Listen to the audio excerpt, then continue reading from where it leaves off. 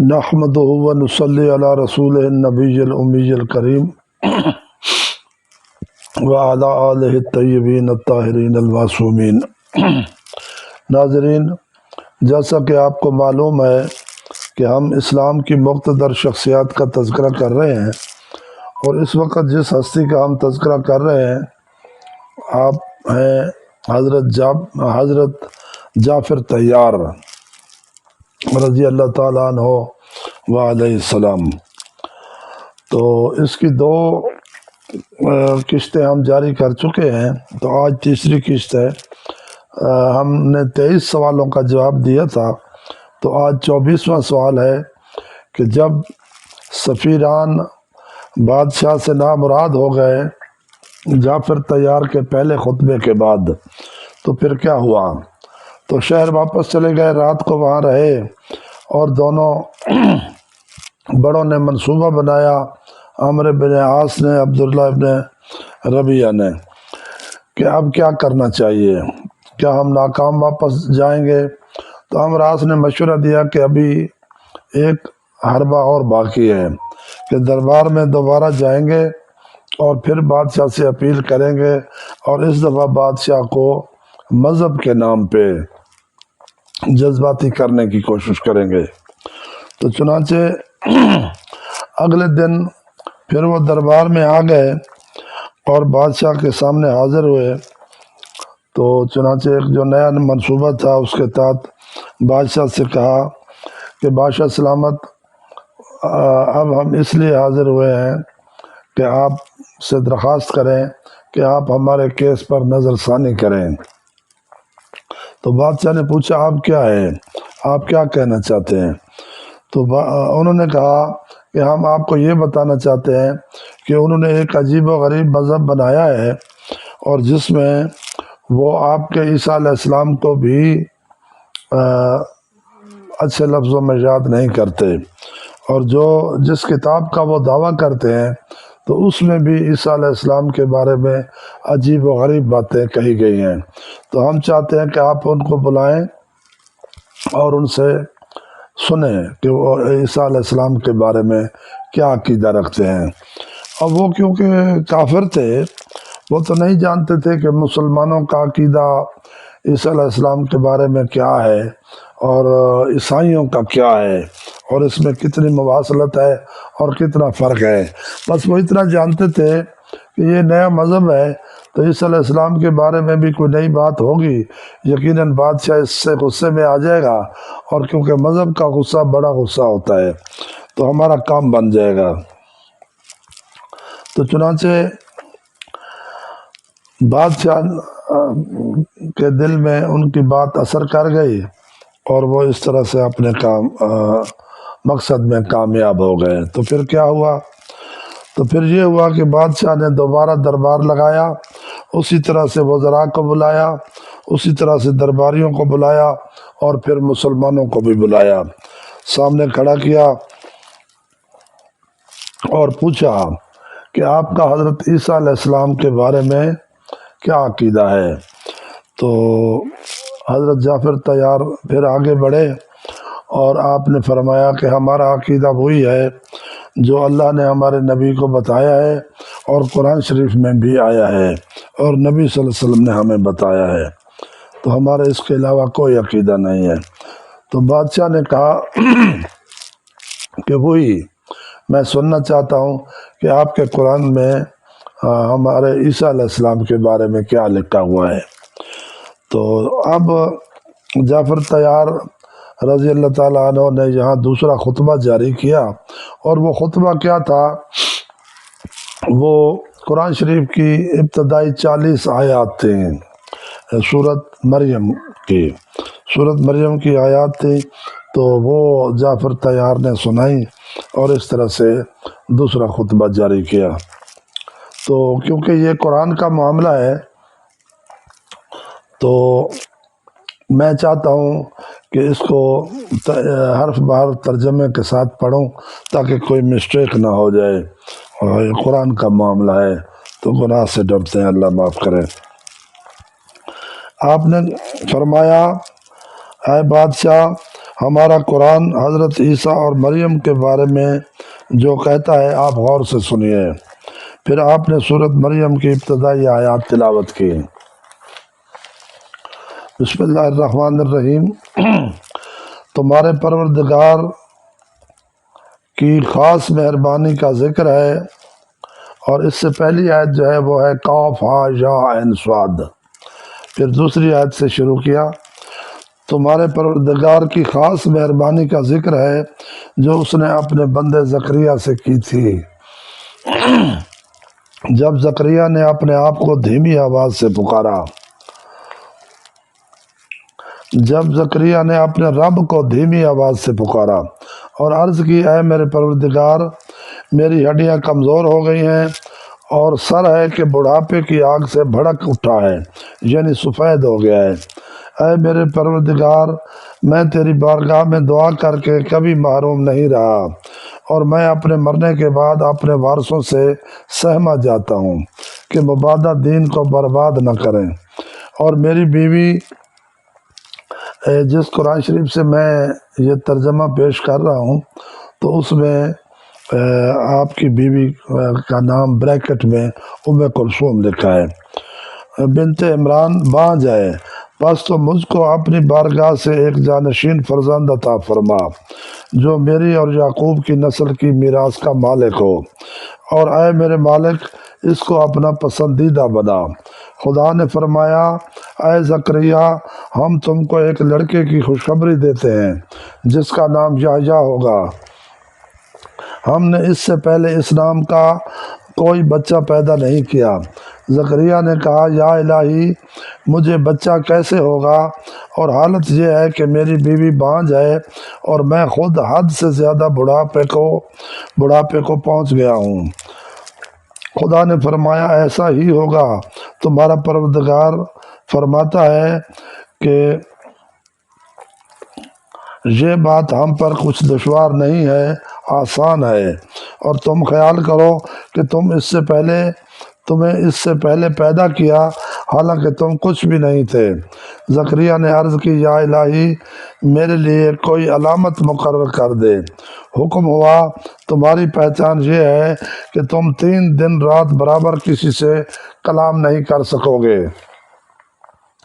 پھر زکریا اپنی عبادت کے حجرے سے اپنی قوم کے پاس ہدایت دینے کے لیے تشریف لے گئے اور ان کی طرف اشارہ کیا کہ تم صبح و شام برابر اس کی تسبیح و تقدیس کرو۔ غرض یحییٰ علیہ السلام پیدا ہوئے اور ہم نے ان سے کہا، اے یحییٰ، کتاب تورات کو مضبوطی سے تھام لو، مضبوطی سے لے لو، اور ہم نے ان کو بچپن ہی سے اپنی بارگاہ سے نبوت، رحم دلی اور پاکیزگی عطا فرمائی، اور وہ اپنے والدین کے حق میں سعادت مند تھے اور سرکش و نافرمان نہیں تھے، اور ہماری طرف سے ان پر سلام ہے کہ جس دن، اب یہ آیت حضرت عیسیٰ علیہ السلام کے بارے میں ہے، اور ہماری طرف سے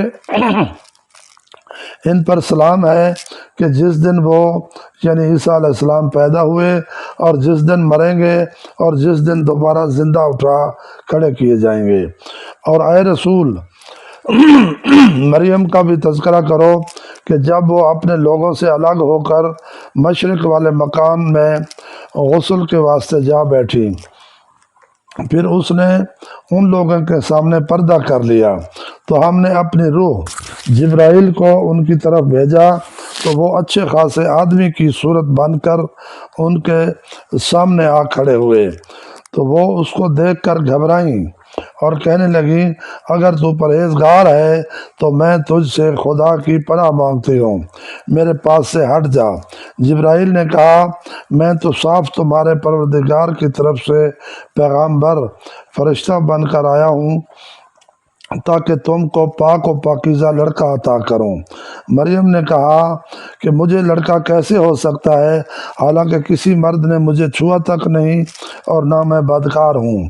جبرائیل نے کہا کہ ایسا ہی ہوگا، تمہارے پروردگار نے کہا ہے کہ یہ بات یعنی بغیر باپ کے لڑکا پیدا کرنا مجھ پر آسان ہے، تاکہ اس کو پیدا کر کے لوگوں کے لیے قدرت کی نشانی قدرت کی نشانی قرار دیں اور خاص رحمت کا ذریعہ بنائیں، اور یہ بات فیصل شدہ ہے غرض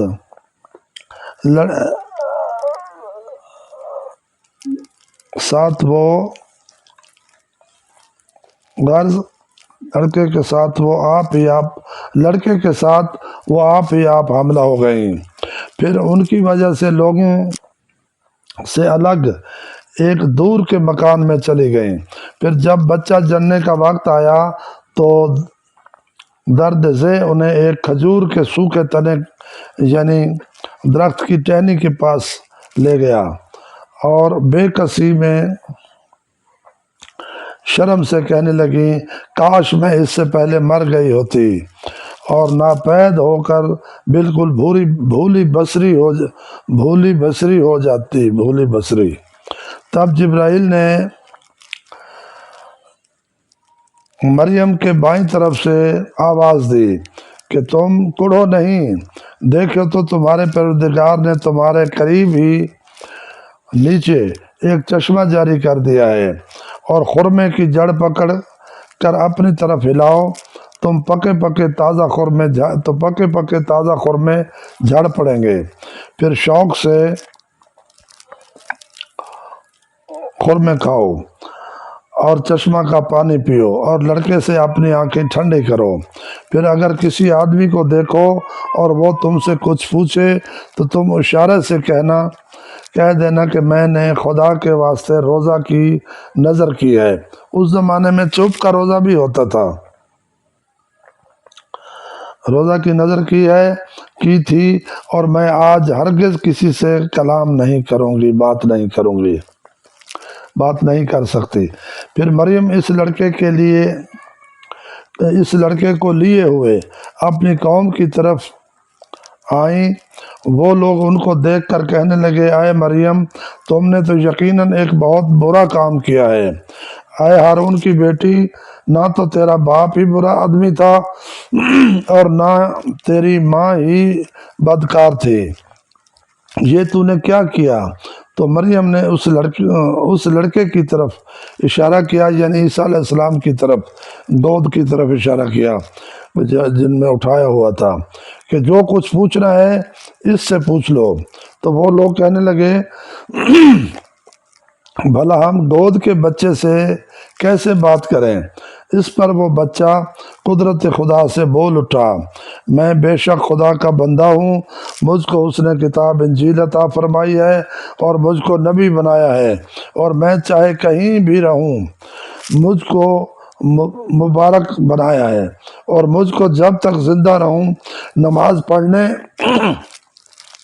اور زکوٰۃ دینے کی تاکید فرمائی ہے، اور مجھ کو اپنی والدہ کا فرما بردار بنایا ہے، اور الحمدللہ کہ مجھے سرکش اور نافرمان نہیں بنایا، اور خدا کی طرف سے جس دن میں پیدا ہوا ہوں اور جس دن میں مروں گا اور جس دن دوبارہ زندہ کیا جاؤں گا مجھ پر سلام ہے۔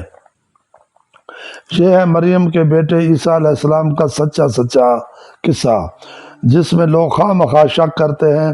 خدا کے لیے یہ کسی طرح سزاوار نہیں کہ وہ کسی کو بیٹا بنائے، وہ پاک و پاکیزہ ہے۔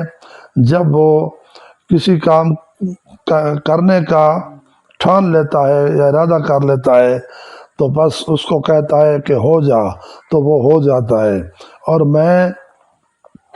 اور اس میں تو شک ہی نہیں کہ خدا ہی میرا اور تمہارا پروردگار ہے، پس اس کی عبادت کرو۔ سب کے سب یہی توحید ہی سیدھا راستہ ہے۔ اب یہ کل 36 آیات کا میں نے، تو اس کے بعد حضرت ابراہیم علیہ السلام کا قصہ ہے۔ اب 27واں سوال ہے کہ بادشاہ نے تقریر سن کر کیا کہا، خطبہ سن کر کیا کہا؟ بادشاہ خطبہ سن کر رونے لگا، زاروں قطار رونے لگا۔ اب جب رونے سے اس کو کچھ افاقہ ہوا تو اگلا سوال ہے پھر کیا ہوا؟ تو پھر یہ ہوا کہ بادشاہ نے ان کا مقدمہ خارج کر دیا اور ان کو ان کے تحائف کے ساتھ واپس بھیج دیا۔ تو وہ تحائف کیا تھے؟ اس میں گھوڑے تھے، چادریں تھیں، لباس تھے اور پتہ نہیں کیا کیا تھا، بہت زیادہ یعنی اس کا سامان تھا، تو وہ نامراد واپس چلے گئے۔ اب اگلا سوال ہے کہ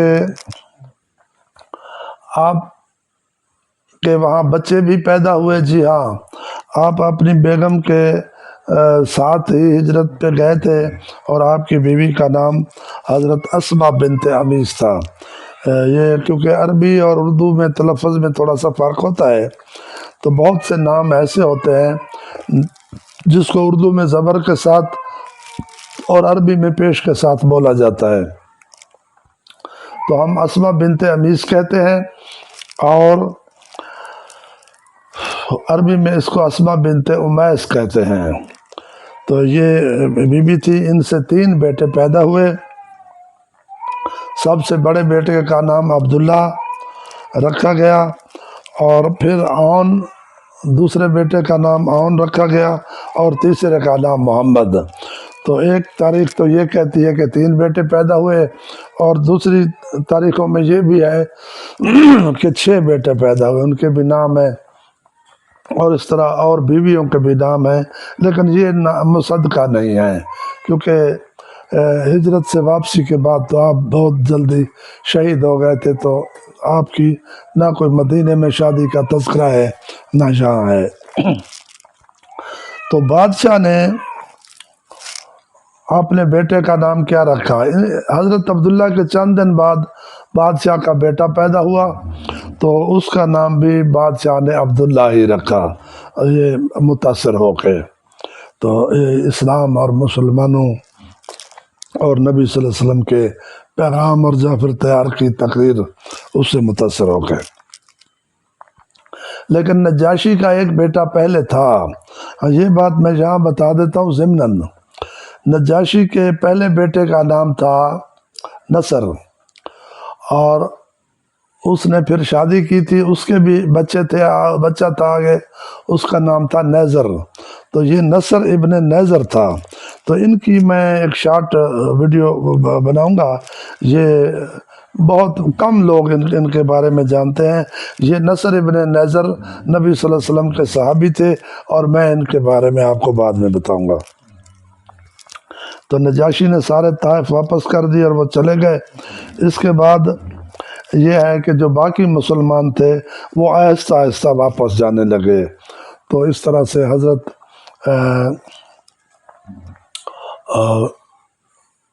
جو معتبر بڑے بڑے صحابی ابو ذر غفاری، وہ حضرت عبداللہ ابن مسعود، یہ آہستہ آہستہ واپس چلے گئے۔ تو کہتے یہ ہیں، بعض کتابوں میں یہ ہے کہ حضرت جعفر طیار یہ سب سے آخر پہ واپس گئے، اور کچھ لوگ ان کے ساتھ تھے۔ تو جب واپس گئے تو مسلمان کیونکہ پہلے ہجرت کر چکے تھے، اور مسلمان وہاں 14 سال رہے، تو ان 14 سالوں میں ہجرت بھی ہو گئی تھی، جنگ بدر بھی ہو گئی تھی، احد بھی ہو گئی تھی، خندق بھی ہو گئی تھی، اور صلح حدیبیہ بھی ہو گئی تھی۔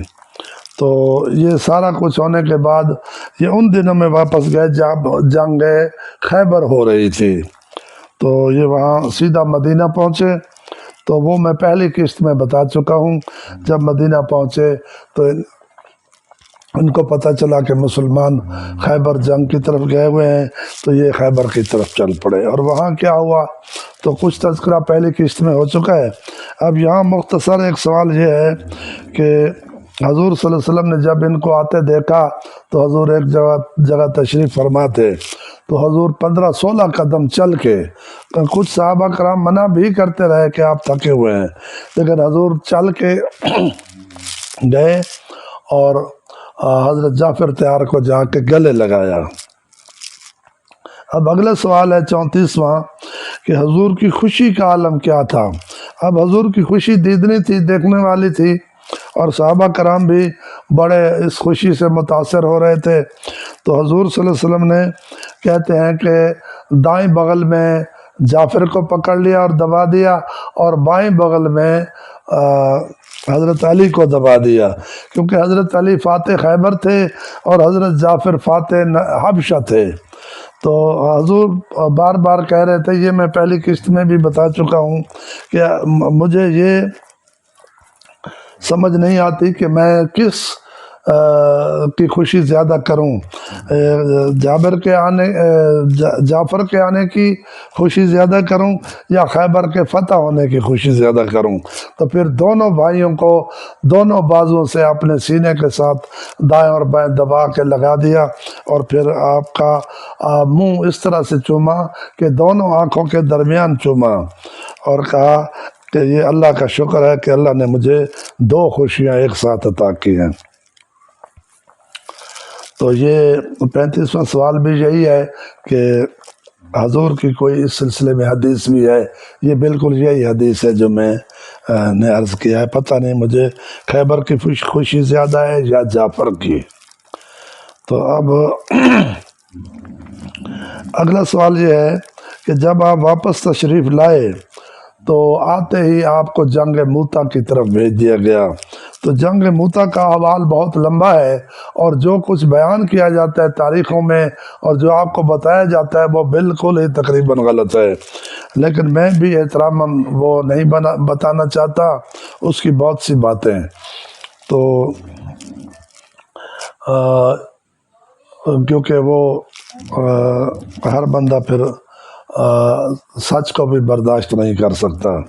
بہرحال جو میں صرف اتنا ہی بتانا چاہتا ہوں جو سب لوگ جانتے ہیں، اور سب یہ جانتے ہیں کہ حضور صلی اللہ علیہ وسلم نے اس جنگ میں جعفر طیار کو سردار بنا کے بھیجا، اور وصیت کی کہ اگر جعفر شہید ہو جائیں تو میرا بیٹا، منہ بولا بیٹا زید بن حارثہ وہ سردار ہوگا، اور اگر وہ بھی شہید ہو جائیں تو عبداللہ ابن رواحہ سردار ہوگا، اور اگر وہ بھی شہید ہو جائیں تو پھر جس کو آپ چاہیں سردار بنا لیں۔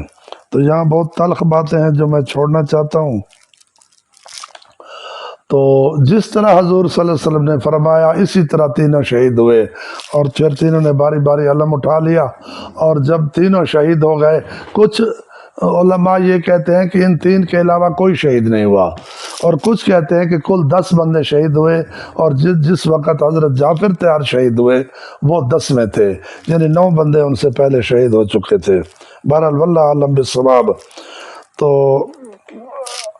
کل 3000 بندوں کا ہراول دستہ بھیجا گیا تھا، اور اردن کا نام ان دنوں فیلاڈلفیا ہوتا تھا، اور یہ فیلاڈلفیا روم کی حکومت کا یہاں گورنر بیٹھتا تھا۔ تو اس گورنر کے پاس 1.5 لاکھ فوج تھی، اور 1.5 لاکھ فوج روم سے مدد کے لیے آ رہی تھی۔ تو 3 لاکھ فوج کے لیے 3000 کو پہلے بھیجا گیا تھا، اور 30,000 حضور صلی اللہ علیہ وسلم پیچھے لے کے جا رہے تھے، اور ان کو جو ایڈوائس کی گئی تھی کہ پہل بالکل نہیں کرنی، اور حتی المقدور کوشش کرنی ہے جنگ کو ٹالنے کی، اور انتظار کرنی ہے کہ جب تک ہم آ جائیں، اور جب تک ہم نہ آئیں تو جنگ نہیں کرنی۔ لیکن جنگ ہو گئی، کیوں ہو گئی بس یہ میں نہیں بتانا چاہتا، اور پھر کیا ہوا بس میں اتنا بتانا چاہتا ہوں کہ لوگوں نے خالد بن ولید کو سردار بنا دیا، اور خالد بن ولید شام تک جنگ لڑتے رہے، اور رات کی تاریکی کا فائدہ اٹھا کے اپنی فوجوں کو واپس مدینے لے کے آ گئے۔ بس اس کے بعد میں آگے بھی کچھ نہیں کہتا، بہت زیادہ خوشی نہیں ہے۔ تو حضور صلی اللہ علیہ وسلم کو جب جعفر طیار کی شہادت کا علم ہوا اور مسلمانوں کی شکست اور واپسی کا، تو صحابہ کرام کو بہت زیادہ دکھ ہوا، غم ہوا۔ تو حضور صلی اللہ علیہ وسلم نے جعفر کے لیے کہا کہ وہ میں نے دیکھا ہے خواب میں کہ جعفر کو جنت میں پرواز کر رہے ہیں، اور ان کو زمرد کے 2 پر ملے ہوئے ہیں۔ تو اس حضور کے فرمان کے بعد آپ کو طیار کا لقب مل گیا۔ بس آخری سوال یہ ہے کہ آپ کی قبر مبارک کہاں ہے؟ تو آپ کی قبر مبارک اردن میں ہے۔ تو مسلمانوں نے رات کو ہی ان تینوں کو اکٹھا ایک ہی قبر میں دفن کر دیا، اور علماء کہتے ہیں کہ ان تینوں میں حضرت جعفر طیار درمیان میں ہے۔ تو صلی اللہ تعالیٰ علی رسولہ والائمۃ المیامین من آلہ وسلم تسلیما کثیرا کثیرا۔ آج ہماری جعفر طیار کی ویڈیو مکمل ہوئی۔ والسلام علیکم ورحمۃ اللہ وبرکاتہ۔